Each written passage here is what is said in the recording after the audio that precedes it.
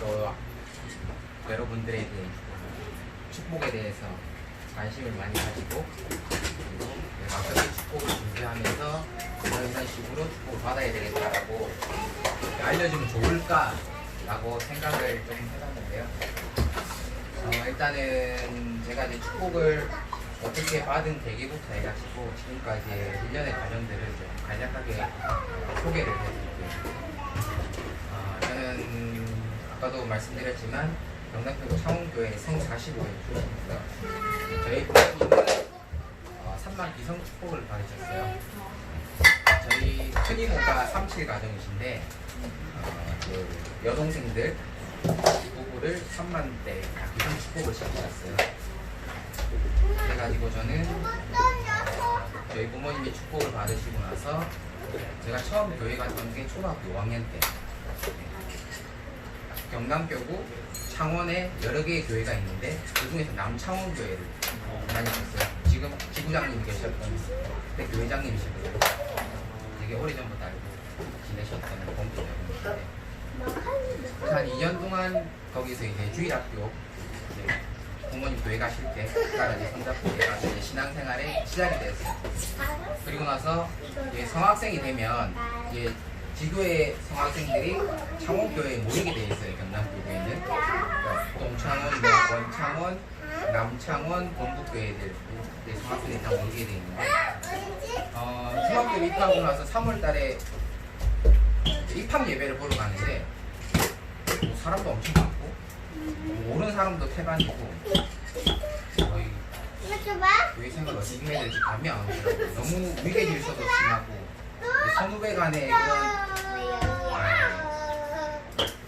관계가 너무 좀 우리가 생각하는 지금을 생각하는 것 이상의 조금 심했었죠. 그때는 이제 뭐 선배하고 고객님 거의 쳐다볼 수 없을 정도의 그런 거였으니까. 지금도 아마 제가 이런 말씀을 드리면 진짜 이렇게 염색할 수 없었고요. 반바지, 슬리퍼, 존댓말을 꼭 써야 되고 그리고 뭘 하면은 꼭 보고를 했었어요. 우리 그 군대 가면 알겠지만은 위로 가는 보고 있죠. 제가 중학교 1학년이면 내가 회장이다. 중학교 1학년. 그럼 중학교 2학년 회장한테 보고를 해야 돼요. 고등학교 2학년까지 오겠죠. 네. 지금 뭐 생각하시면 정말 어떻게 그렇게 교회를 다녔을까? 또 이거는 좀 안 좋은 관습일 수도 있고 문화일 수도 있는데 저희는 마저도 봤어요. 탄간봉으로. 제가 원인이었지만 제가 고등학교 1학년 때 이렇게 보면 고등학교 2학년 선배 누나한테 제가 대들은 적이 있어요. 너무 화가 나가지고 그런 썰은 다 풀 수는 없지만 그래서 이제 고등학교 2학년 선배들한테 이제 불려갔죠. 남자들이. 그래서 이제 차례도 이제 엎드려가지고 다다다다다 그런 성학생 시간을 거쳤는데 지금 생각해보면 거의 상상할 수 없는 일이죠. 그렇죠? 네, 그래서 그렇게 이제 성학생 시절을 하다가 2년 동안 교회를 안 나갔어요. 왜냐면 저희 때는 고등학교를 가기 위해서 시험을 쳐야 됐고 그 시험을 통과를 해야만 고등학교를 갈 수 있었어요. 그렇게 통과를 못하면 이제 비인문계라든지 실업계를 가야 되기 때문에 그래서 반에도 꼭 등수 이상을 들어야 됐고 그렇기 때문에 고등학교를 가기 위해서는 중학교 3년 동안 공부를 열심히 했었어요. 자랑은 아니지만 네, 아침부터 해가지고 중학교 때 1학년 때부터 저희는 자율학습이 있었거든요. 그러다 보니까는 자연스럽게 교회가 멀어졌죠. 왜냐면 공부를 해서 고등학교를 가야 되기 때문에. 그래서 한 2년 동안을 안 갔죠. 거의 3년 가까이죠. 3월달 가고 중학교 3년 말에 갔으니까. 그때 동안은 제 교회를 다니지 않았고 3학년 때 이제 연합고사가 끝나고 나서 연락이 오더라고요. 성화제를 준비하는데 교회 어버지 아꼈느냐. 그래서 내 연락처를 어떻게 알았지? 그래서 일단 시험도 끝나고 시간도 많으니까 한 3달 넘게 있었으니까는 그래 갔었어요. 그래서 이제 많이 가는 사람도 없고 그래가지고 이렇게 1차 성학생 준비를 하다가 이게 좀 재미가 있는 거예요. 재미가 사실 그 교회에 대해서 아는 부분 별로 없고 더군다나 신앙생활에 대해서도 거의 알지 못하는 상황이었고 그냥 시간이 많아서 시간 때우러 갔었죠. 근데 우연치 않게 이제 저희 교구에서는 중학교에 3학년에서 고등학교를 넘어가게 되면 그룹 사운드를 할 수 있는 기회가 있어요. 지금은 있는지 모르겠지만 BC라고 블레시드 칠드런이라는 그런 그룹 사운드가 있어요. 이제 4기 출신인데 거기서 어떻게 드럼을 치게 됐어요. 고등학교 1학년 때. 그래서 이제 근데 그걸 해보니까 저한테 좀 맞는 거예요. 그래서 고등학교 이제 3년 동안 거의 하루도 안 빠지고 교회를 다녔죠. 어떻게 그게 가능했냐? 교회 앞에 학교를 다녔기 때문에. 창원 남고등학교라고 그 본부교회 앞에 남고가 있어요. 남중 남고가. 거기 입학하게 돼서 점심시간에 밥 먹고 가가지고 이거 하고 들어와서 수업 듣고 저녁 먹고 나서 가가지고 이거 하고 야자 한두 시간 째고 들어와가지고 걸리면 맞고 그리고 이제 그런 시간을 계속 그렇게 보냈어요. 근데 저 혼자라면 그렇게 불가능했었겠지만 친구들이 대부분 다 그렇게 해줬어요. 그 친구들도 날 애로 사랑이 있었겠죠. 학교에 가서 뭐 맞던지 아니면 뭐 그게 있을 수도 있었겠죠. 그렇게 해서 이제 3년이라는 생활을 이제 보냈죠. 그때까지도 저는 축복에 대해서 어떤 생각을 가지고 있었냐면 그때 당시에는 말 그대로 2세, 혈통적인 2세. 네. 2세는 2세끼리만 축복이 가능했어요. 지금은 어떤지 모르겠지만 1세와 2세는 축복을 받을 수가 없었어요. 넘사벽이라고 하죠. 넘겨서 볼 수도 없는 거의 넘어갈 수 없는 그런 구조적으로 그렇게 돼 있었어요. 그래서 제가 아무리 마음에 품고 있는 한들 상대 쪽이 2세면은 축복을 받을 수 있는 길이 없었어요. 그때는 이제 그렇게 돼서 그 축복을 받는 건 어떻게 됐냐? 2세가 1세가 된다 그랬어요. 그런 이제 문제점이 있었기 때문에 이제 저희 세대 이제 저희 위쪽에 보통 6,000가정, 6,500가정, 18 가정이 저희 또래가 제일 많은데 이제 그러니까 부모님이 걱정하시는 거예요. 이제 우리 2세로 태어났는데 사회 결혼하거나 1세로 결혼하면 또 이렇게 되니까는 꼭 2세와 축복을 시켜야 된다는 그런 생각이 있으신가 봐요. 그래서 이제 그래서 저는 이제 1세니까 그럼 그렇게 받을 수 없다 그러면 나는 어떻게 해야 될까? 1세를 찾아서 만약에 내가 축복을 받고 싶으면 1세를 제가 찾아서 축복을 받아야 되는 경우이고 아니면 사회결혼 해가지고 기성 축복을 받든지 저는 약간 이런 축복관이 있었어요. 아니면 아닌 거고 내가 짝이 없으면은 나는 다른 짝을 찾아서 받겠다. 고등학교 때까지는 그런 생각이 있었어요. 그래서 축복에 대한 어떤 스트레스라든가 너는 꼭 축복을 받아야 돼. 제 부모님이 그런 얘기를 한 번도 한 적이 없었어요. 그래서 언니 알아서 해라. 항상 그러셨거든요. 그래서 축복에 대해서 스트레스는 전혀 없었어요. 축복을 받고 싶다. 이게 제가 받고 싶다 해서 받는 것도 아니고 또 예전에는 서류를 냈고 아버님이 절대 매칭을 해주셨기 때문에 저는 또 그게 싫더라고. 이런 말을 저는 또 그게 싫었어요. 그렇게 할 수도 없었던 입장이었지만 이 세들은 부모님이 불러셔가지고 앉은 자리에서 너 일어서 갖고 축복받아서 가 이런 시대였으니까 지금은 교류도 많이 하고 부모님들끼리 할 수도 있고 내가 원해서 이제 상대방을 찾을 수도 있고 여러 가지 방법이 있지만 그때는 너 해가지고 그냥 나가서 축복받고 잘 살아 이 끝이었기 때문에 저는 제 상식으로는 도저히 어떻게 저럴 수가 있을까라는 반문을 많이 가졌죠. 부정적인 시각도 굉장히 많았고 또 주위에 그렇게 봤다 보니까 제 친구들도 그렇고 선배들도 그렇고 후배들도 그렇고 굉장히 축복에 대해서 어려워하는 사람들이 많았어요. 물론 잘 사는 경우도 있었지만 이제 그렇게 매칭이 되다 보니까는 어떻게 보면은 내가 원치 않은 사람을 만날 수 있잖아요. 진짜 내가 아까도 말씀을 하셨지만 내가 엄청난 신앙관을 가치관을 가지고 진짜 아버님 해주시는 그 상대를 내 짝으로 드릴 수 있다는 그런 확신과 있는 그런 경우가 되지 않는 이상은 대다수 사람들이 참 어려워했죠. 특히나 한이 아니고 다른 나라이기 때문에 더 힘들었죠.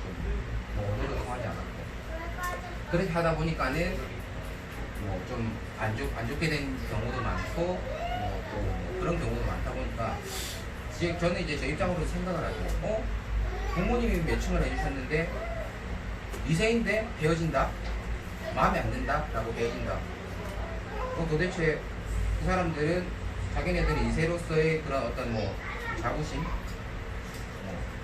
그런 걸 가지고 신앙생활을 해왔을 거 아니에요. 그다음에 이세고 이세기 때문에 이렇게 해야 된다. 어렸을 때부터 뭐 나는 축복을 받아야만 된다, 받아야만 한다라고 생각했던 친구들도 많이 있었고, 그렇기 때문에 그런 데서 오는 저는 좀 신앙적인 좀 반감? 이런 게 좀 많이 있었어요. 상대적으로 저는 그게 좀 자유로웠거든요. 뭐, 친구들한테 너 이래서 안 된다, 이래서 안 된다, 막 말도 많이 하고, 왜 너는 그렇게 신앙을 그렇게 많이 신앙도 높다고 생각을 하고 그렇게 가지고 있는데 신앙생활 열심히 하는데 왜 헤어졌냐, 그런 얘기도 많이 했었어요. 그런데 그러다 보니까는 저에 대한 이제 축복은 점점 이게 받아야 한다가 아니고, 이 새들도 저렇게 받아서 헤어지는데 나는 받으면 어떻게 될까? 난 신앙도 별로 어떡하지 이제 고민을 많이 하게 되잖아요. 그래서 이제 대학도 들어가가지고 성학생부, 그때는 성화국이었죠. 이세국이었죠. 이세국. 협회 이세국에서 이제 3년 동안 제가 원신 생활을 했는데, 그때 조금 바뀐 계기가 좀 있었죠. 아무래도 거기 협회에 있다 보니까 가정국이 바로 옆에 있었고, 또 우리 공부하시는 분이 또 가정 그쪽에 이제 축복 관련하는 분들이 많이 있었기 때문에 그런 많은 얘기들을 해주시죠. 근데 사실 그런 좋은 얘기들을 많이 해준들 당사자가 내가 그런 반감을 가지고 되게 안 좋은 모습을 많이 가지고 있으면 그 말이 잘 안 들어오더라고요. 사실 아무리 좋은 말을 해도. 그래서 나는 뭐 그렇게 쳤다가 군대를 가고 대학 졸업을 하고 또 ISTP 1기 교사로 이제 필리핀에 10개월을 갔다 오고 이렇게 하다 보니까 20대 후반이 된 거예요. 근데 해놓은 것도 없어. 난 과연 축복을 받을 수 있을까? 제 자신에 대해서 이제 계속 물음을 던지는 거죠. 찾아야 되는데 마땅히 뭐 받을 사람도 없고, 내 지금 현재 처한 상황에서 나를 받아줄 사람도 없을 것이다. 왜냐면 직업도 없고 돈 벌어놓은 것도 없고, 뭐 가정을 출발하려면 돈도 있어야 되고, 뭐 한 가정을 책임질 수 있는 어떤 그런 여건이 마련이 돼야만 상대방도 뭐 안심을 하고 볼 수 있지 않겠어요? 근데 이제 그렇게 지내다 보니까 이제 난 안 되겠다, 난 사회결혼을 해야 되겠다. 나중에 뭐 사회결혼 해가지고 뭐 기성 축복 받으면 되지. 그것도 축복 과정이니까. 그것도 한쪽 뭐 축복을 받는 거니까 나름대로 위안을 한 거죠. 어차피 나는 뭐 축복을 받을 거 없다고 생각을 하면 기성 축복이라도 받아야 되겠다. 그렇게 이제 해가지고 그런 생각을 있다가 이제 서울에서 이제 또 직업을 찾기 위해서 공부를 하고 있었는데, 또 마침 한남동에서 일을 할 사람을 찾더라고요.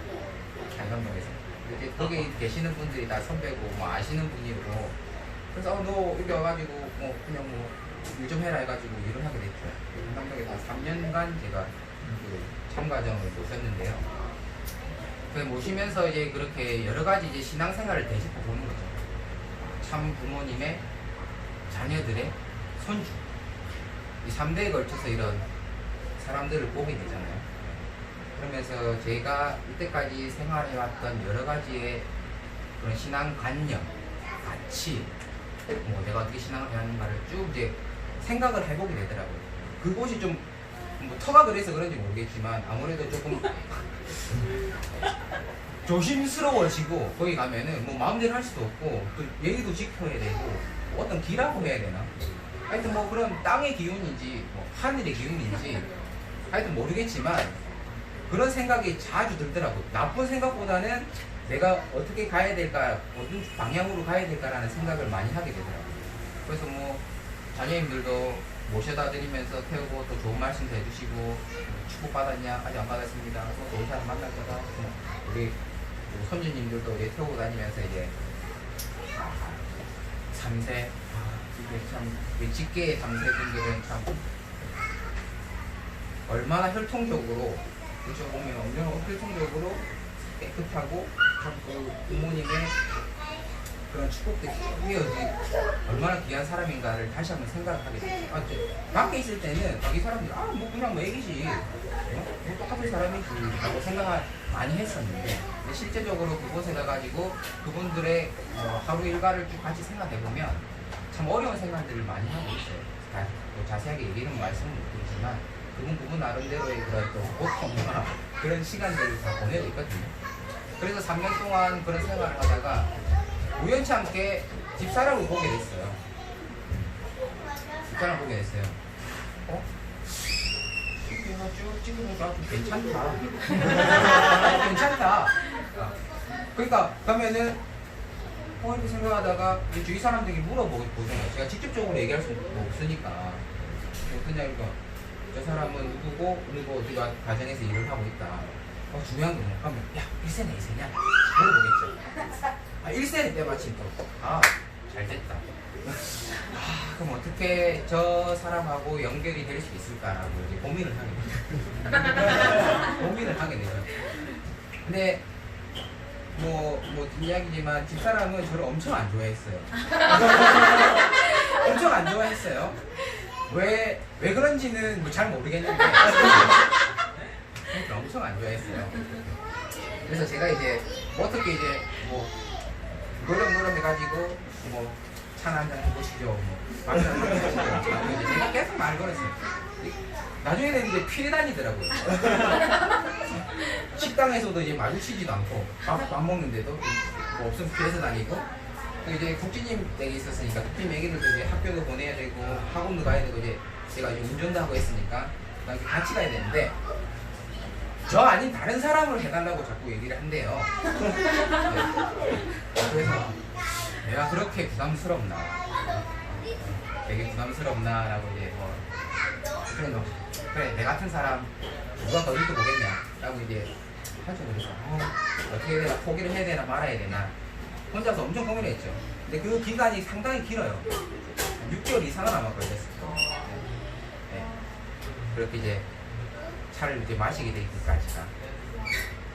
그래서 어떤 계기는 있는데 사실 결론적으로 얘기하자면 거기에 계시는 사모님이 저를 좀 이쁘게 보셨나봐요. 이게 모시고 다니니까 이런 여러 사람이 있는데 이렇게 저를 좀 눈여겨보셨대요. 뭐가 좋아서 눈여겨보시는지 모르겠어요. 하여튼 잘 봤대요. 그래서 이 집사람한테 저 사람 어떠냐고 이제 물어봤겠죠. 그래서 이제 집사람 그 전부터 이제 안 좋아했으니까 그런 얘기를 안 했으면 좋겠는데 이제 그렇게 하니까 사실 좀 부담스럽죠. 계속 이제 저는 가가지고 차라도 한잔 하시죠. 그러면은 마음에 안 드는 사람이 와가지고 계속 그렇게 옆에서 이제 그렇게 하면 보기도 싫을 거 아니에요. 이제 보기도 싫지 이제 만나기도 싫지 이제 더 왜 이렇게 나를 짜증나게 할까? 그렇게 이제 생각을 많이 했다 하더라고요. 그래서 이제 1년의 시간이 지나고 나도 안 되겠다. 전략적인 방법을 다시 짜야 되겠다라고 생각을 했죠. 저는 이제 꽂혀 있었으니까. 그 사람 왜냐면은 다 얘기할 수는 없지만 그 한남동에서 일을 했던 사람들이 잘 버티지 못하고 나갔던 곳이 국진님 댁이었거든요. 네. 일주일 만에 간 사람들도 있고 나 2년을 있었어요.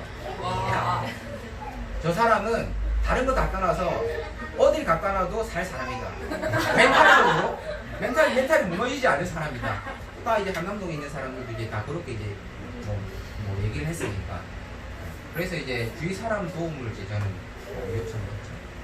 혼자서 안 되겠더라고요. 그래서 주위 사람들이 같이 가다 보면 이 형은 이렇더라. 그 사람 그렇더라. 이런 면도 있다. 저런 면도 있다. 라고 이제 얘기를 해줄 수 있잖아요. 내가 직접적으로 할 수 없으니까. 그렇다 보니까 이제 슬슬 지쳐가더라고요. 저도 이제 경상도 사나이로서 이제 100번치가 안 넘어갈 나무 없는데라고 생각을 지금은 언젠가 넘어오겠지. 언젠가 넘어오겠지라고 생각할 수 있잖아요. 근데 절대 좀 심기가 굳은 건지 내가 너무 싫어서 그런 건지 얘기는 안 하니까 알 수 없지만 그래서 그렇게 시간을 지나다가 어떤 계기가 있었어요. 어떤 한 계기가 있었는데 집사람이 그때 당시에 대학을 졸업하고 STF 갔다 오고 국진님 댁에서 이제 헌신 생활하고 있을 때 이제 동시통역관이 되고 싶어가지고 이거 너무 이런 썰을 많이 풀어서 좀 좋은데요? 좋습니다. 빨리 해주시면 돼요. 1년의 연애 스토리예요. 그래도 듣기 싫어서 그냥 가볍게 들으시면 돼요. 동시통역사를 준비를 하고 있었을 때 종로에 종로에 어학원이 많잖아요. 동시통역하는 것들. 한국외대 동시통역과를 가고 싶어 해가지고 그때 이제 준비를 하고 있었어요. 준비를 하고 있었는데 뭐 한국 사람 있잖아. 약간 좀 띵하고 약간 좀 모를 것 같은 사람한테 바가지를 씌우거나 약간 그런 상술이 있잖아요. 모르는 사람한테 뭐 하나 빼고 준다든가. 근데 학원이 6개월치를 돈을 한 번에 받네. 그래서 한 번에 받는데 이제 외국인이니까 잘 모르잖아요. 6개월치 내라니까 냈겠죠. 6개월치 내니까 내고. 근데 학원을 갔는데 자기 스타일이 아닌가. 수업하는 게 마음에 안 들었나 봐요. 그래서 환불을 해달라고 했는데 학원에서 환불을 안 해준다는 거예요. 그냥 거의 한 8, 90만 원 동안 날리게 됐어요. 미리 냈으니까 뭐 이제 한 2번인가 3번 갔을 거예요. 그러니까 뭐 암만 가가지고 환불 해달라고 환불을 해주겠어요? 잘 걸렸다. 외국인이고 여자고 뭐 잘 모르니까 이렇게 하면 되겠지라고 이제 꾹꾹 앉는 거지. 내도 어떡하지 라고 이제 그러니까 그 얘기를 거기 이제 일하는 제 후배한테 했나봐요. 오히려 어떻게 해결 방법이 없겠냐. 근데 그 후배가 때마침 저한테 얘기를 하더라고요. 그거 해결할 사람 여러 명이 잘할 거라고. 또 뭐 아예 모르진 않으니까. 그래도 뭐 대학에서 뭐 너무 비너머로 이제 법학을 좀 전공을 했고. 그래서 이제 날 잡아서 갔죠, 같이. 날 잡아서 갔죠. 가가지고 이제 뭐 환불 받으러 왔더니까는 기다리래요. 그래서 기다리고 있으니 뭐 30분이 돼도 1시간이 안 오는 거예요. 그래서 당장 빨리 오라 해가지고 그 담당자가 내려오더라고요. 그래서 어떻게 오셨습니까? 나는 환불 받으러 왔다. 뭐 이렇게 다 설명을 하죠. 이제 저도 이제 조금 이제 거기 관련된 거를 좀 찾아서 이제 가가지고 이러이러하니 언제까지 통장에 넣어 주십시오 라고 얘기하니까 그 다음날인가 3일째인가 입금이 바로 됐다고 얘기를 하더라고.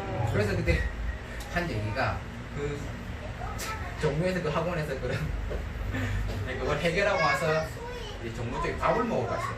처음. 드디어 그게 뭐 이 정도로 해줬으니까 밥 한 끼 얻어먹을 수 있을 정도로 하지 않았나. 저희 이제 나중에 그렇게 생각을 이 정도 해줬으니까 그래서 이제 밥을 먹으러 갔어요. 그래서 이제 한식집을 갔는데 이세계 했는데 밥을 먹으러 갔는데 제 옆에서 이렇게 빛이 났어요. 진실이 난지 모르겠지만 하여튼 그런 마음을 가지게 됐대요. 마음이 열리더라고요.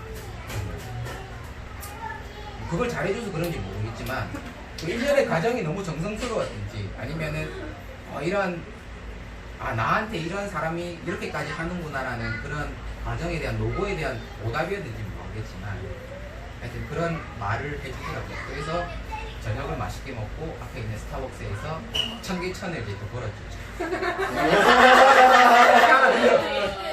청계천을 쫙 돌고 이제 남산 2호선을 넘어와야지 한남동 오는데 걸어가서 또 이런저런 얘기를 하다가 이제 버스를 타고 이제 한남동으로 들어가죠. 그렇게 돼서 그런 계기가 돼가지고 지금 이 자리까지 있게 됐죠. 사실 제가 축복을 받을 수 있던 제일 큰 힘은 저희 이제 와이프고 그 전까지의 제가 가지고 있던 축복에 대한 관념을 뒤바꿔준 그런 사람이에요. 사실 뭐 이제 고백하지만 저는 이제 날통이라고 혹시 들어보시지 않았겠지만 날라리 통일교인이라고 저희가 성악회 때 쓰던 얘기예요. 저희는 칼통 쓰고 칼통? 비슷하네. 그거는 그래서 저는 이제 신앙생활은 열심히 하지 않았지만 교회 생활은 열심히 했다고 생각을 하거든요. 그러니까 신앙으로 맺어진 게 아니라 내 주위 사람 음악으로서 제가 교회에 연기가 되어 있었던 거였죠. 그렇게 보면 그래서 뭐 원리라던가 어떤 교회에서 하는 그런 것들이 저에게 그렇게 막 관심을 가지고 제가 이걸 해야 되겠다라고 생각해 본 적이 거의 없었어요. 그냥 뭐 그렇게 막 하는구나 라고 생각을 했지 어떤 의미도 부여하지도 않고 그런 생각을 하다가 이제 저는 이제 완전히 그냥 날조. 여긴 완전 신앙이. 제가 첫 번째 이제 했던 게 인연이 이렇게 이어지는구나. 그 아버님 말씀대로 정반대인 사람하고 인연을 맺는 거예요. 근데 저는 사실 어머님이 해주는 첫 번째 축복을 받았거든요. 2012년도에 12년도에 이제 아버님이 이제 성화하시고 이제 2-3년도에 받았거든요. 그래가지고 이제 축복을 받았는데 축복 받는 게 이렇게 어려울지는 저는 몰랐어요. 왜냐? 축복을 받으러 서류를 냈는데 내 서류가 없네. 왜 없냐? 전산에 등록되어 있지 않다. 내년 2월달에 축복을 받아야 되는데 2012년도면 그때가 뭐 8월 뭐 10월 이렇게 됐었으니까 우리는 축복을 받자라고 했는데 냈는데 축복이 안 되겠네요 이런 거예요. 이게 또 무슨 시련을 나한테 주는 건가? 이게 축복을 받으면 안 되는 건가까지 생각을 할 수 있는 거죠. 내가 이때까지 초등학교 때부터 성학생을 거쳐서 협회에서도 일을 하고 ISF도 갔다 오고 내가 교회적인 일을 많이 했는데 저에 대한 기록이 하나도 없는 거예요, 전산에. 그러니까 2000년도 초반에 수기에서 이게 전산으로 넘어오는 데서 이게 누락이 됐나 봐요. 왜냐면 제대하고 나서는 교회를 거의 안 갔으니까 이제 뭐 교회 가지도 않고 뭐 소속 교회 자체가 애매모호했어요. 왜냐면은 원래는 창원교회인데 대학교 때는 선문학생에 있다가 또 마치고 나서는 천복궁에 있다가 뭐 이제 소속이 이렇게 가다 보니까는 한국도 이제 그거 없다 보니까 그렇게 된 거예요. 그래서 이제 소리부터 안 된다 그러네. 혹시 어떻게 해야 돼요? 그랬다가 그러면 축복을 받으려면 해야 되고 수련도 받아야 되고 11조도 내야 되고 뭐 해야 되는 게 너무 많은 거예요. 시간은 부족한데. 그래서 이제 부랴부랴 뭐 전산 등록해놓고 수련 받고 11조 내고 교육받고 이렇게 해서 최종적으로 아마 1월 달쯤 다음 연도 1월 달쯤에 축복을 받아도 좋다. 축복이 이제 되겠다. 라고 이제 이렇게 된 거예요. 그래서 하늘 나를 버리시지 않았구나. 그래도 이 못난 아들을 축복을 시켜주시는구나. 저는 사실 좀 안 될 줄 알았어요. 왜냐면 이게 계속 딜레이가 되고 그래가지고 축복은 안 되겠구나 이제 생각을 이제 했었죠. 이쪽에서도 왜 안 되냐고 이제 계속 이제 일본 쪽에서도 이제 그렇게 돼 있다 보니까는 사실 과정이 쉽지 않았어요. 만남부터 축복까지 엄청난 그런 단계적으로 저에게 뭐 시험 아닌 시험 뭐 이런 것들이 저에게 이제 있었죠.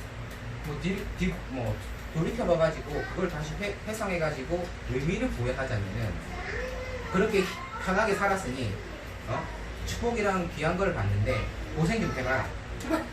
고생 좀 해봐라. 이런 축복에 대한 가치를 너는 조금 이렇게 고생을 하면서 좀 깨달아야 된다라고 이렇게 저 나름대로 의미를 부여하고 있어요.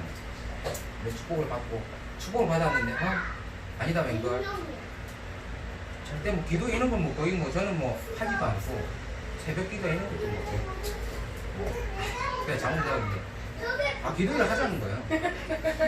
기도를 해야 되는데 기도하고 하고 그런 생활을 이제 하다가 또 임신을 했는데 임신을 하고 40일을 가야 되겠대요. 날 버리고 또 40일을 가야 되겠대요. 그래서 사실 또 이제 신병을 갔다 오고 근데 봤는데 출산 40일 전에 새벽 전송을 드려야겠대요. 새벽 전송을 드려야 되는데 나랑 같이 가달래. 아침에 일을 하러 가야 되는데 새벽 4시 반에 일어나가지고 교회 태워주고 저는 이제 안에 들어가서 앉지만 차에서 이제 타고 있다가 이제 끝나고 그런 생각 40일을 했어요. 대단한 사람이다. 어떻게 저런 사람하고 나하고 맺어졌을까. 나 도저히 조금 그때부터 약간 좀 숨이 막히기 시작을 하더라고요. 이렇게 평생을 내가 살아야 되는구나. 살게 된다 그러면 너무 이제 신앙적으로 너무 이제 어려운 이제 난간에 봉착을 하게 됩니다. 그래서 이제 어떻게 하다가 첫째를 낳고 또 둘째 낳고 또 출근 갔다가 셋째 낳고 또 출근 갔다가 이 사람은 진정한 신앙인이구나. 나의 신앙을 채워줄 사람으로 엮어졌구나라고 지금 생각을 하고 있죠.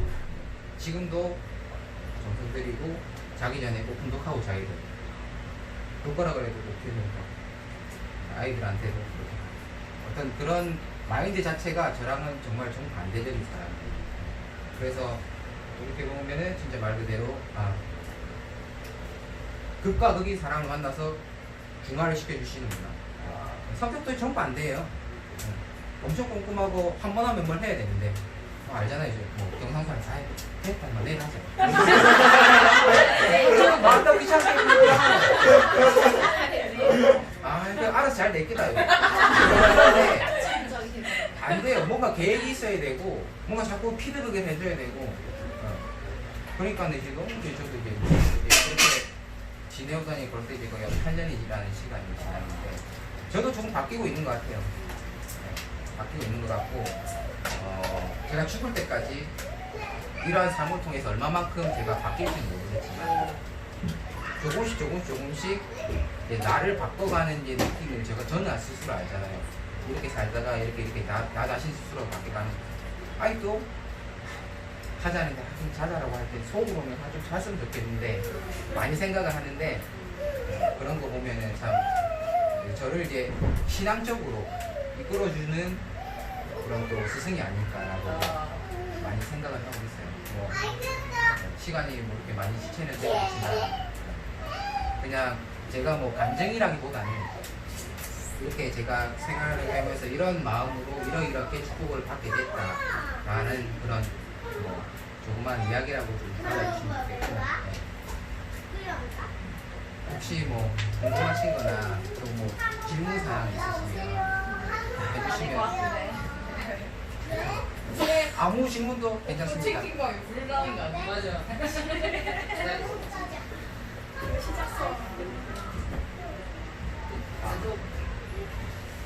시작.